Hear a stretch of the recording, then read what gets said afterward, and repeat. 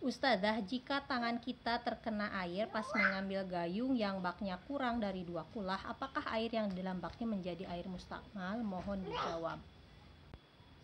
Air mustakmal adalah air yang telah digunakan menghilangkan hadas kecil, atau telah digunakan menghilangkan hadas besar, atau telah digunakan mensucikan najis. Kalau airnya tidak termasuk ketiga kategori ini, maka tidak termasuk air mustakmal. Nah, pertanyaannya, saat tangan kena ke air yang di bak, apakah pada saat itu sedang proses wudhu, artinya sedang menghilangkan hadas kecil, ataukah ketika tangan kena ke air di bak itu sedang mandi wajib, artinya sedang menghilangkan hadas besar? Kalau tidak sedang wudhu, tidak sedang mandi wajib, ya berarti ini misalkan dalam aktivitas lain di luar wudhu dan mandi wajib, misalkan mau ke kamar mandi, mau ngambil gayung untuk mencuci tangan yang kanan gitu. Tangan yang kanan ini, tangan yang kanan. Si tangan yang kiri ngambil air. Ya, pas tangan yang kiri ngambil air, ya, pas mau ngambil gayungnya di dalam bak, si tangan kiri ini kena ke air yang di bak. Tapi kan pada saat itu tidak sedang menghilangkan hadas kecil, gak lagi wudhu, gak lagi mandi wajib. Itu kakak ngambil gayung di bak ya karena mau ngambil air untuk membersihkan tangan yang kanan setelah makan. Nah, maka dalam kondisi seperti ini, karena kakak tidak sedang proses menghilangkan hadas kecil atau tidak sedang proses menghilangkan hadas besar, ketika air terkena tangan, itu air yang di bak tidak jadi mustakmal. Jadi jangan ada anggapan pokoknya kalau ada air kurang dari 2 kulah kena tangan pasti jadi mustakmal. Padahal gak lagi wudhu, gak lagi mandi wajib, kena tangan, nyelupin tangan aja. Misalkan kakak nih iseng nih nyelupin tangan ke air di bak yang kurang dari 2 kulah, cuma nyelupin aja, gak lagi wudhu, gak lagi mandi wajib, itu air tetap suci mensucikan, tidak jadi mustakmal. Nah, adapun kalau misalkan kakak sedang wudhu atau kakak sedang mandi wajib, lalu tangan ini dimasukkan ke dalam bak, ya, ke dalam bak yang airnya kurang dari 2 kulah, itu bisa jadi mustakmal. Kalau ketika mengambil air atau ketika memasukkan tangan untuk mengambil air di bak itu tidak ada niat igtirof. Apa itu niat igtirof? Niat igtirof adalah niat menjadikan tangan ini sebagai gayung. Artinya ini tangan ini dijadikan untuk menciduk air. Itulah niat igtirof. Jadi kalau misalkan tidak ada niat igtirof, ya, saat mengambil air lagi wudhu atau lagi mandi wajib, masukin tangan ke air di bak yang airnya itu kurang dari 2 kulah, maka bisa terjadi kemungkinan airnya jadi mustakmal. Tapi ini ada ketentuannya. Pertama, kalau dalam wudhu, anggota wudhu itu kan wajah, kemudian kedua tangan, kemudian kepala, kemudian kedua kaki. Yang pertama dibasuhkan wajah. Saat tangan ngambil air di bak yang kurang dari 2 kulah itu belum diwajibkan niat igtirof, ya. Karena yang mau dibasuh wajah, sudah pasti ketika telapak tangan ini ngambil air pasti niatnya untuk ngambil aja, untuk nyiduk air aja buat wajah. Makanya tidak diwajibkan niat igtirof. Nah, tapi setelah membasuh wajah, nah, basuh wajah kan pas air kena wajah kan niat wudhu tuh. Nawaitul wudu'a li rafil hadasil asgori fardhu lillahi ta'ala. Berarti kan sedang terjadi proses menghilangkan hadas kecil. Nah, maka ketika nanti setelah selesai basuh wajah, giliranlah basuh kedua tangan. Nah, telapak tangan ini kan bagian dari tangan.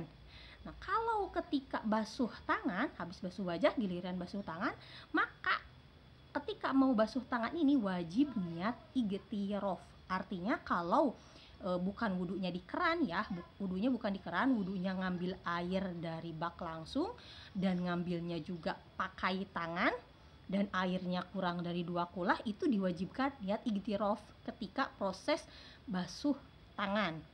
Kenapa wajib niat igtirof? Karena kan kita tadi sudah niat wudhu tuh. Pas lagi basuh wajah udah niat wudhu, berarti lagi proses menghilangkan hadas kecil. Begitu tangan dimasukkan ke dalam air di bak yang kurang dari 2 kulah, begitu telapak tangan ini masuk, tanpa ada niat ini tangan hanya untuk mengambil air, maka saat tangan ini diambil dari bak, maka itu air yang di bak jadi mustakmal karena telah digunakan untuk menghilangkan hadas di sini, di telapak tangan. Gitu. Berbeda kalau niat igtirof, saat mau basuh tangan, telapak tangannya dimasukkan ke dalam air, ini di hati niat, ini tangan cuma untuk menciduk air, cuma dijadikan gayung buat ngambil air. Ya, di hati itu ada maksud seperti itu, ada tujuan seperti itu. Maka airnya ketika udah diambil nih, udah ngambil air buat basuh tangan di luar bak, maka air yang di baknya itu tetap suci, mensucikan, tidak jadi air mustakmal karena tadi sudah ada niat igtirof. Adapun kalau di dalam mandi wajib itu anggota yang wajib dibasuh adalah seluruh tubuh, dan ini dihitung satu anggota tubuh saja, dihitung satu karena seluruh tubuh. Makanya mandi wajib itu kan mulainya bebas ya, bisa dari tangan dulu, bisa dari kaki dulu, bisa dari kepala dulu, walaupun memang yang sunnah ya dari kepala dulu. Nah, kalau misalkan gitu pas mandi wajib, mandinya itu pakai air yang di bak dan airnya kurang dari 2 kulah, lalu ngambil airnya pakai tangan, pakai telapak tangan, maka itu wajib niat igtirof saat pertama kali ngambil airnya. Itu saat sudah niat mandi wajib ya, saat airnya kena ke tangan, kalau disertai niat mandi wajib, maka di situ juga harus ada niat igtirof, niat ngambil air. Karena kalau tidak dengan niat igtirof, maka hukum air di bak tersebut saat tangan sudah diambil dari bak, maka hukumnya jadi mustakmal. Nih contoh seperti ini, pas mau mandi wajib, tangan nih, telapak tangan dimasukin ke air di bak dan airnya kurang dari 2 kulah. Begitu masuk tangan, di hati langsung niat nih, sambil niat mandi wajib, nawaitul gusla li raf'il hadasil akbari fardhu lillahi ta'ala. Dan tidak ada niat igtirof saat ngambil airnya. Ini kan tangan bagian dari seluruh tubuh yang wajib dibasuh saat mandi wajib.